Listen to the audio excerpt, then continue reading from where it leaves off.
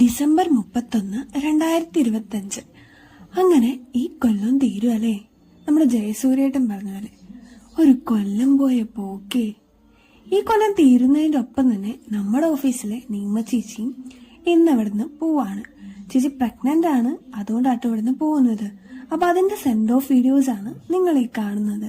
Christmas ഒക്കെ ആയതുകൊണ്ട് plum cake ഒരുപാടുണ്ട്, അതുകൊണ്ട് സെൻഡ് ഓഫ് കേക്കായിട്ട് പ്ലം കേക്ക് തന്നെയാട്ടോ കട്ട് ചെയ്തത്.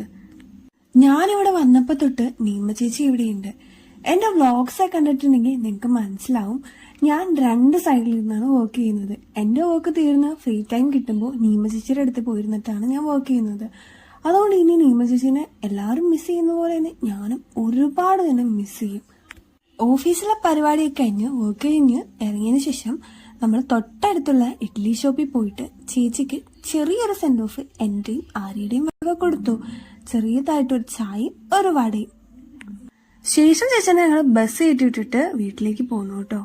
നാളെ ന്യൂ ഇയർ ഒക്കെ അല്ലേ. ന്യൂ ഇയർ ആയിട്ട് എന്താണ് നിങ്ങളുടെയൊക്കെ പരിപാടി? പുതിയ പ്രതീക്ഷകൾ, പുതിയ തുടക്കം, അങ്ങനെയല്ലേ. ഒരുപാട് പേര് ഒരുപാട് ആഗ്രഹങ്ങളായിട്ട് അടുത്ത വർഷത്തെ വരവേക്കല്ലേ.